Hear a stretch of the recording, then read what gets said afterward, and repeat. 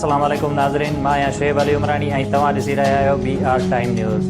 सभ खां पहिरियां शामिल कंदासीं हीअ रिपोर्ट। कराचीअ जे मुख़्तलिफ़ इलाइक़नि में वक़्फ़े सां बरसाति इंतिज़ामिया जी पतवाइकी करे छॾी। बरसाति में university road, safari park, Gulistan Johar, Nipa, Sachal Goth समेत शहर जे अक्सर इलाइक़नि में घुड जेॾो पाणी बीह वियो। ट्रैफ़िक जाम थियण सबबि शहरी ॾुखियाईनि खे मुंहुं ॾियण लॻा। वज़ीर आज़म इमरान ख़ान पंजाब में जल्द मकानी चूंडूं कराइण जी हिदायत करे छॾी। वज़ीर आज़म आला सतह इजलास दौरान पंजाब जे वॾे वज़ीर ऐं ॿियनि अमलदारनि खे हिदायत कई त मकानी चूंडुनि बाबति क़ानून साज़ी ऐं ॿियनि मामलनि खे हतमी शिकिल ॾिनी वञे। परॾेही वज़ीर शाह महमूद कुरैशीअ चयो आहे त अफ़गानिस्तान बाबति समूरियूं अॻकथियूं ऐं अंदाज़ ग़लति साबित थिया। दुनिया अफ़गानिस्तान खे अकेलो छॾियो त उते घरू वेड़ शुरू थी वेंदी। तालिबान अफ़गानिस्तान में नई हुकूमत जी जोड़जक वारे मामिलो हिकु हफ़्ते लाइ मुलतवी करे छॾियो। नई इंतिज़ामिया जे ऐलान खां अॻु केतिरा ई तालिबान अॻुवान काबुल पहुची विया। यूरोपी यूनियन जे मेंबर मुल्कनि जो अफ़गानियुनि खे पनाह ॾियण खां इनकार करे छॾियो। यूरोपी यूनियन चयो आहे त असां अफ़गान बहरान जा ज़िम्मेवार न आहियूं। पीपुल्स पार्टी अॻुवान सैयद खुर्शीद शाह इस्पताल मां सेंट्रल जेल मुंतक़िल।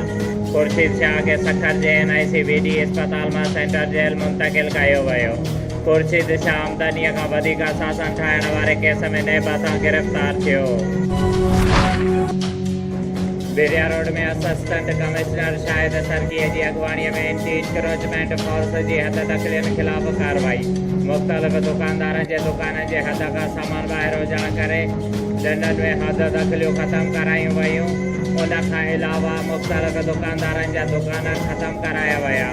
जनाब एसी शाहिद सरकी साहब जो चवण मुताबिक़ वधीक कार्रवाईअ लाइ हेवी मशीनरी घुराए हद दख़लियूं ख़तमु कयूं वेंदियूं। कात्यार बिरादरीअ जो तहलके थाणे ते नओं मुक़रर SHO सनाउल्ला पावर ऐं वॾो मुंशी अकबर अली राहूअ जे ॾाॾाइनि ख़िलाफ़ मोहम्मद अनवर बलोच, रज़ा बलोच, खुर्शीद बलोच, यार मोहम्मद बलोच, मंसूर बलोच जी अॻुवाणीअ में एहतजाजी मुज़ाहिरो करे सख़्त नारेबाज़ी कई।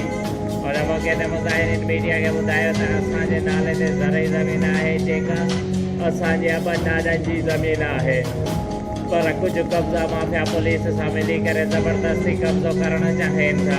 SHO बिना कंहिं सबब जे असांजे प्लाट ते कमु बंदि कराए धमकियूं ॾिए थो ऐं असांखे ॿ दफ़ा थाणे ते घुरायो हुयो, कागज़ बि ॾिना, पर असांखे चवे थो त 50 लख रुपया ॾियो त तव्हांजो कमु कया।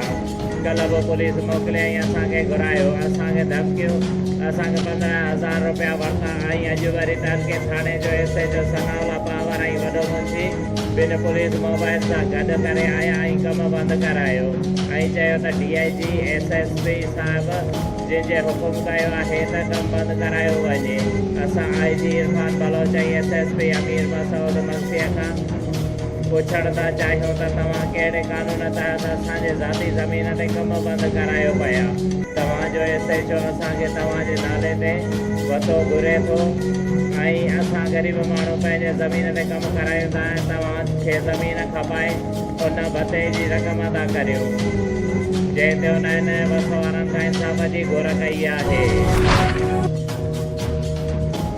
डिप्टी कमिश्नर शहीद बेनज़ीराबाद आमिर हुसैन पावर अॼु बुछेरी रोड, ताज कॉलोनी समेत नवाबशाह शहर जे मुख़्तलिफ़ इलाइक़नि जो दौरो करे सफ़ाई ऐं गंदगी ऐं गंदे पाणीअ जे निकाल जी सूरत हाल जो जाइज़ो वरितो। उन मौक़े ते एडिशनल डिप्टी कमिश्नर ऐं administrator municipal committee Junaid Hamid, समूह इंफॉर्मेशन ऑफिसर शेर मोहम्मद जमाली ऐं ॿिया लाॻापियल अमलदार साणस हुया। सैयद मोहसिन अली शाह हिकु नोटिफिकेशन जारी कंदे अलामा इक़बाल ओपन यूनिवर्सिटीअ जे सेमेस्टर पावर 2021 जे जारी फाइनल इम्तिहान दौरान कापीअ जे रोकथाम ऐं उमेदवारनि खां अलावा ॿियनि माण्हुनि जे इम्तिहानी मर्कज़ में दाख़िला खे रोकण ऐं इम्तिहानी मर्कज़नि खे जल्द फोटोकॉपी मशीन जे इस्तेमाल जे क़लम ते 144 लागू कंदी पाबंदी आयद कई आहे त ख़िलाफ़ वर्ज़ी कंदड़नि ख़िलाफ़ हथ जी पुलिस के कलम 144 सेक्शन 188 BBC तहत कानूनी कार्रवाई करण जो हुकुम ॾिनो वियो आहे।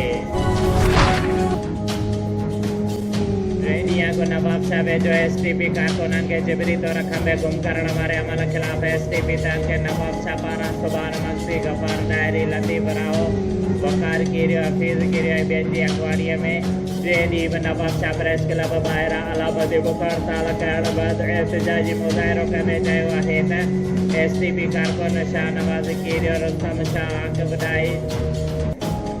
डाहिरी ज़ैन उनड़ वकार मला ख़ालिद राहू कुर्बान राहू हैदराबाद हाई कोर्ट मां पंहिंजे ज़मानत कराए वापसि अची रहिया हुया त उन्हनि खे नवाब शाह जी हद मां जिबरी तौर खंबे गुम कयो वियो आहे, जंहिंजी असां सख़्त लफ़्ज़नि में मज़म्मत कयूं था। शोएब अली उमराणीअ खे ॾींदा इजाज़त। वधीक ख़बरुनि ऐं अपडेट्स लाइ ॾिसंदा रहो BR टाइम न्यूज़।